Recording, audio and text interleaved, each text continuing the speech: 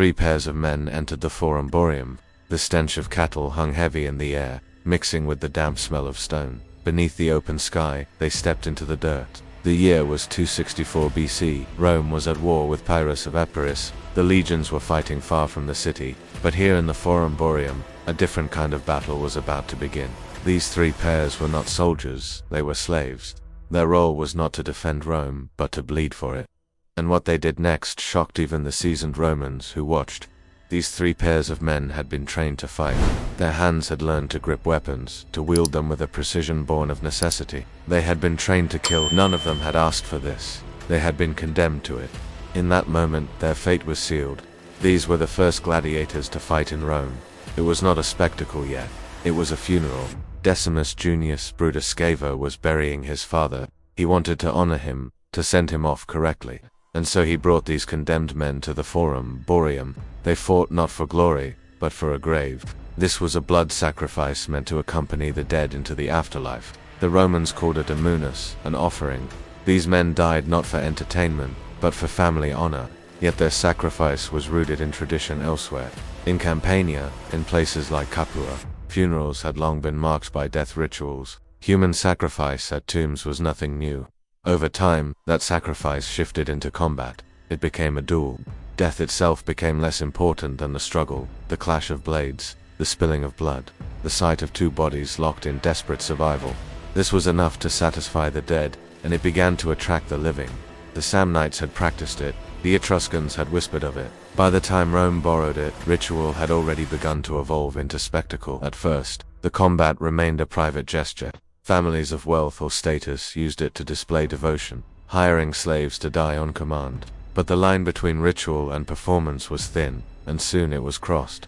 By the late 3rd century BC, these duels appeared not just at tombs, but at festivals. The Ludi Romani, the great games in honor of Jupiter, began to host them. A practice that once belonged to grief now belonged to politics. The Senate, fearing the wrath of the gods or seeking their favor, voted to fund them.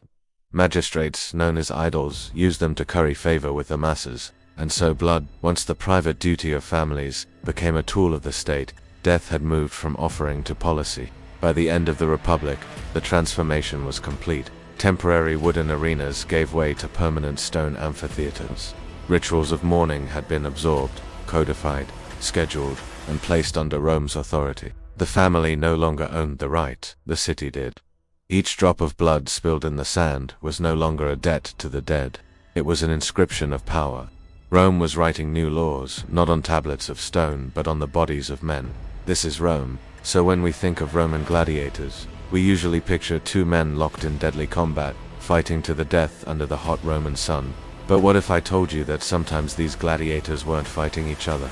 What if sometimes they were fighting for their lives against ferocious beasts? Welcome to my channel. In the dark days of the empire, the Roman amphitheater became a stage for a different kind of horror. It was an execution, yes, but it was also a feast for the eyes.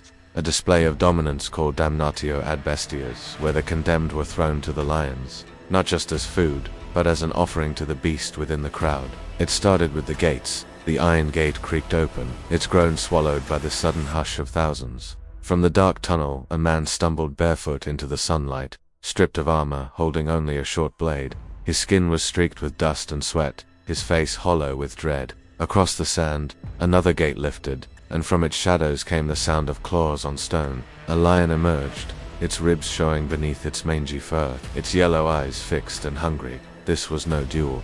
It was an execution dressed as entertainment. By the 1st century of the empire, the amphitheater was no longer just a stage for man against man.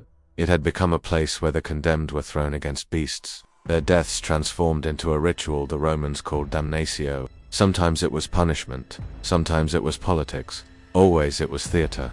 The condemned could be criminals, rebels, prisoners of war, or even slaves accused of defiance. But the spectacle wasn't always about punishing the condemned. Some of them were trained specifically for this task, the bestiary fighters who battled lions, leopards, and bears before roaring crowds. They were gladiators of a sort, but their opponents were far more brutal, their odds far more grim. Reliefs carved in stone still preserve their terror. A man with a spear braced against a lunging lion, another entangled in the claws of a panther, yet another with net raised, caught in the final heartbeat before a beast struck. These carvings were not exaggerations. Archaeology tells the same story. In Roman Britain, a man's pelvis was unearthed, scarred by bite marks that matched the jaws of a great cat. To heighten the drama, animals were starved before being unleashed. Their desperation sharpened every moment, prolonging the suspense as they circled their prey, drawing out the fear until the strike came. The crowd leaned forward, their breaths held. They were not watching nature, they were watching Rome, feeding terror like fuel. Next time you hear the roar of a lion, remember, it is the echo of an empire. Rome conquered lands and peoples, but nothing captured the popular imagination quite like water. Rivers, lakes, and seas became proving grounds for Roman power, none more so than the Tiber. In 1100 say, a Roman general, Marius held a fleet review there, a display of warships that astonished the populace. From then on, the river was a stage, not for plays or pageants, but for proof of Rome's might. The water shimmered beneath the Roman sun. For a fleeting instant before the signal came. Drums thundered, horns blared from opposite ends of an immense man-made basin. Two fleets surged forward, warships creaked, oars cut the surface in perfect rhythm, and the air filled with the snap of sails and the shouts of men who knew they would never leave alive. The crowd, seated not on riverbanks but in stone tiers built to embrace the spectacle, roared as if the empire itself had summoned an ocean into the heart of its city. This was the Naumachia, the staged naval battle. But though it was staged, nothing about it was false. The ships were real, the weapons were sharp, and the men on board were condemned criminals, forced into war they could not win. For the Roman people, it was proof that their empire could command not just men and beasts, but even the sea.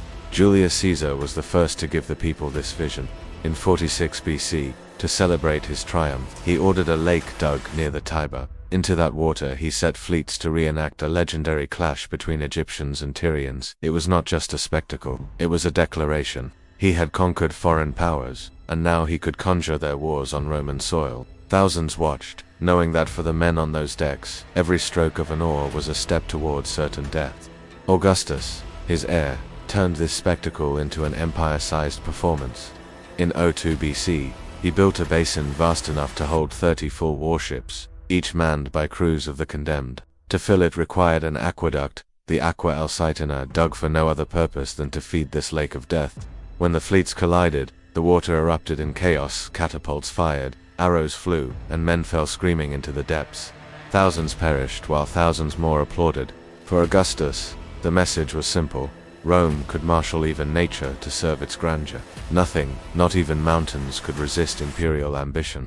In AD 52, Emperor Claudius drained Lake Fusan, a body of water carved into stone over centuries, where villagers had once fished. Ships now clashed. The condemned faced each other on decks, their voices rising together in a line etched forever into memory. Morituri te salutant. Those who are about to die salute you. Whether the phrase was scripted or spoken in desperate truth, it captured the fatalism of men who fought not for victory, but to die before an emperor. By the time the Colosseum was dedicated under Titus, naval battles had become synonymous with imperial magnificence. Some historians suggest that during those inaugural games, the arena itself may have been flooded to stage miniature versions of maritime war. Under Domitian, the tradition continued, with reports that the Colosseum floor was engineered to hold water, a feat as much of engineering as of cruelty. Even under Trajan, decades later, the tradition endured with the Naumachia Vaticana, an enormous basin carved near Vatican Hill where entire fleets of men condemned to death fought under the eyes of Rome. Each Naumachia was more than spectacle. It was a ritual of domination, a performance not of war, but of control. To the crowds, it was entertainment. To the emperors, it was propaganda made flesh and water. The empire showed it could conjure seas, summon fleets, and sacrifice lives all without leaving the city. No empire had ever displayed power in such form, not just through armies abroad, but through the ability to recreate conquest at home, choreographed for applause. The Naumachia blurred the line between history and theater, between myth and reality. In every oarstroke, in every drowning scream, Rome was rehearsing its own greatness. These were not wars, they were ceremonies of power, scripted by emperors, performed by the condemned, and sanctified by the cheers of thousands. And as the waters ran red, The crowd left, not with grief, but with the intoxicating certainty that their empire ruled both land and sea. When the Colosseum first opened its gates in AD 80, executions had become a spectator sport. By then, heads had been separated from bodies for the amusement of crowds for centuries, but the amphitheater was new.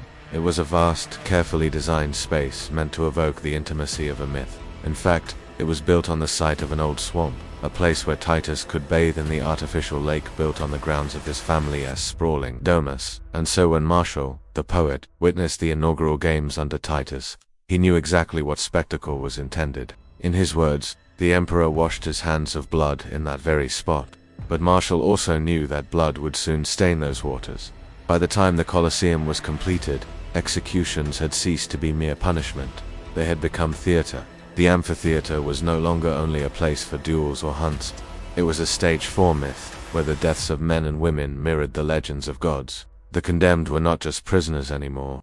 They were cast in roles, forced to embody characters whose fates had been written in stories long before their own names were forgotten. Martial, the poet who witnessed the inaugural games under Titus, recorded what he saw. A man dressed as Orpheus entered the arena with a lyre in hand. In myth, Orpheus could charm even the wildest beasts with music, but in the Colosseum, no melody could soften hunger. On cue, a bear lunged, tearing him apart before a roaring crowd. The story was inverted. Orpheus did not enchant, he perished, and the audience laughed at the irony. Elsewhere, a man played Daedalus, the great inventor who crafted wings of wax and feathers. He was displayed high above the sand, suspended in a cruel imitation of flight. Then, as the crowd watched, he fell, not to the sea, as in legend, but to beasts waiting below. Martial captured the moment with cutting words. How you must wish you had your feathers now. Death was scripted, the agony tailored to match a tale. One of the most disturbing reenactments drew on the story of Pasiphae, the Cretan queen cursed with unnatural desire for a bull. In Rome's twisted version, a woman or perhaps a man disguised was thrown to an animal in front of the masses, their fates staged to echo myth. The crowd did not turn away, they leaned forward. Here, myth and punishment blurred until they were indistinguishable. Fire, too, was given its role. The condemned were wrapped in a tunica molesta, a garment soaked in pitch and set ablaze. Sometimes the act was framed as the trial of Mucus Scaevola, the Roman hero who had proven his loyalty by holding his hand in fire. But these men were not heroes. They were prisoners, burned alive while the audience applauded their screams. Tertullian, writing years later, describes such executions bitterly. Men, he said, were mocked as kindling, turned into torches for the entertainment of their peers. These performances were not about retelling stories. They were about reminding every spectator of Rome's absolute power. To reenact myth with real blood was to place the empire above the gods themselves. Legends that once warned or inspired were reduced to entertainment, their endings twisted into acts of control. The condemned were not merely executed. They were transformed into symbols, consumed by stories larger than themselves, their deaths swallowed by spectacle. The cruelty was in the detail. These deaths were choreographed, rehearsed, timed to heighten suspense. The crowd did not see justice. They saw ritual. They saw myth reborn through flesh and flame. The Colosseum was not a theater of imagination. It was a theater of erasure, where men and women lost their names and became echoes of characters who had never truly existed. And the effect was intoxicating. Each myth performed in blood gave the audience a taste of divine punishment, a catharsis twisted into spectacle. By watching others die as Orpheus, Daedalus, or Pasiphae, the Romans reassured themselves that their empire had become stronger than legend. Rome was not bound by the gods. Rome staged the gods, killed the gods, and laughed at them. The boundary between theater and execution collapsed completely. What once belonged to temples and storytellers now belonged to the amphitheater. The myths of Greece and Rome did not survive in marble or verse alone. They survived in screams, in the smell of burning flesh, in the applause of thousands who cheered as men and women played gods only to be destroyed. Rome's arenas were not merely stone and mortar. They were instruments of policy, forged not in marble alone, but in blood and fire. Every duel, every hunt, every staged myth carried a message. The empire ruled not only men, but death itself. What had begun as a funeral duty, a private offering for the dead, had grown into a machinery of control. The state learned quickly that spectacle was more powerful than decree. A law written on tablets could be ignored. A man torn apart by beasts in front of tens of thousands could not. With each spectacle, Rome inscribed its authority into the very fabric of its people. Families came to watch. Children grew up in the shadow of amphitheaters, their imaginations shaped not by bedtime stories, but by the roars of crowds and the sight of men dying in sand. Violence was normalized, ritualized, sanctified. To cheer was not only acceptable, it was expected. In this way, Rome turned cruelty into cohesion. The empire was bound not just by legions and laws, but by shared bloodlust. The Colosseum itself became a monument to this truth. Its arches towered over the city, its walls capable of holding more than 50,000 souls at once. Every seat was arranged by rank. Senators closest to the action, ordinary citizens higher up, slaves and women at the margins. In this theater, even seating reinforced hierarchy. You saw your place in the empire as clearly as you saw the sand below. The spectacles reminded not only who ruled, but where each person belonged. Politics was woven into the games. Emperors staged ever grander spectacles to prove generosity, to secure loyalty, to overshadow rivals. Bread was distributed, coin was scattered, death became currency, bought and spent to purchase favor. When emperors faltered, the crowds demanded blood. When emperors thrived, they offered blood freely. The games were not distractions, as later critics claimed. They were a dialogue, a negotiation of power written in flesh. Even philosophy bent beneath the weight of the arena. Seneca, watching the executions, confessed how the crowd corrupted him. He left more cruel, more ambitious, more inhuman because he had been among human beings. His words reveal the paradox. Rome knew these spectacles degraded the soul, yet it depended on them. The arena was both poison and glue, weakening morals but binding society. It was not a flaw, it was the design. And what of those forced to die? They were erased even as they were displayed, their names lost, their deaths consumed as entertainment. Archaeologists find their bones scarred by claws, their graves anonymous, their stories silent. The state made sure no memory survived. The condemned existed only in the moment of spectacle, then vanished, their identities absorbed into the glory of Rome. In this way, the empire achieved something chilling. It turned death into theater and erased the human being who suffered it. Yet the echoes remain.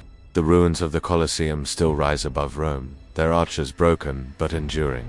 Tourists walk the corridors where beasts once prowled and men once waited for death. They see empty seats, shattered stones, silent tunnels. But if you listen, the silence is heavy. It carries the weight of screams that were once drowned in applause. It carries the memory of a culture that measured power not in justice, but in performance.